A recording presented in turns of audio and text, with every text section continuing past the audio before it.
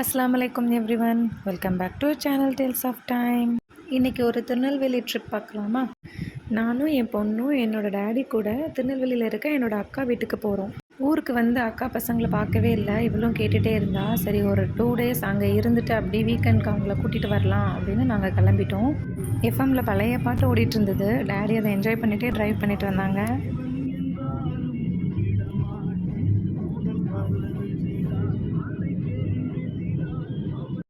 எப்போ திருநெல்வேலி போனாலும் ஆலங்குளமில் வந்து ஒரு ஸ்டாப் டீ குடிக்கிறதுக்கு நிப்பாட்டுவோம். யூஸ்வலாக அழகு டிரைவிங்கில் தான் ஸ்டாப் பண்ணுவோம். இந்த வாட்டி அங்கே ரொம்ப கூட்டமாக இருந்துச்சு. ஸோ பக்கத்தில் இன்னொரு ஷாப்பில் ஸ்டாப் பண்ணி பழம்பூரி, வடை, டீ எல்லாம் சாப்பிட்டுட்டு கிளம்பிட்டோம். இந்த ஜிராஃப் என் பொண்ணோட ஃபேவரட் டாய். எங்கே போனாலும் இதை கொண்டு தான் போவாள். அப்புறம் ஒரு வழியாக ரீச் ஆகிட்டோம். அங்கே போனோடனே ஃப்ரெண்டு பிடிச்சிட்டா, பக்கத்து வீட்டில் உள்ளவங்க. இவளை கூட்டிகிட்டு போய் அங்கே லவ் பேர்ட்ஸ் வச்சுருந்தாங்க, அதை காட்டிகிட்டு இருந்தாங்க. அக்கா வீடோட வைப் ரொம்ப நல்லாயிருக்கும். அந்த ஏரியாவே ஒரு மாதிரி காமாக அமைதியாக இருக்கும். நல்லா ரிலாக்ஸ் பண்ணலாம் அங்கே போனால்.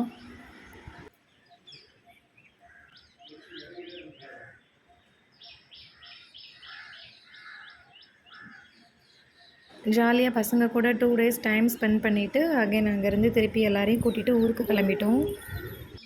வரும்போது எனக்கு ரொம்ப நாஸ்டாலஜிக்காக இருந்தது. என்னென்னா நானும் திருநெல்வேலியில் தான் படித்தேன் காலேஜு. ஸோ எனக்கு அந்த டேஸ் எல்லாம் அப்படியே ரிமைண்ட் பண்ணுற மாதிரி இருந்துச்சு எல்லாமே.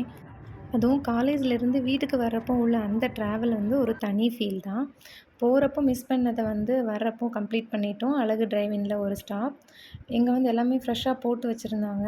வெரைட்டியாக எல்லாம் இருந்துச்சு.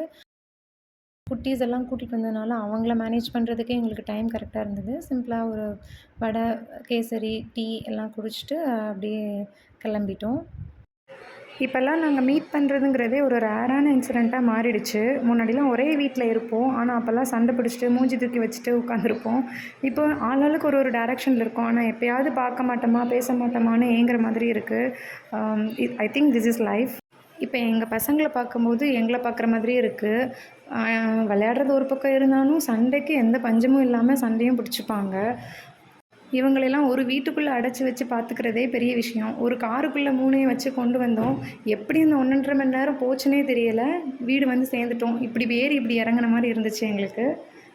இதே மாதிரி இன்னொரு இன்ட்ரெஸ்டிங் வீடியோவில் உங்கள் எல்லாரையும் பார்க்குறேன். See you all. Thanks for watching. Bye. Assalamu alaikum.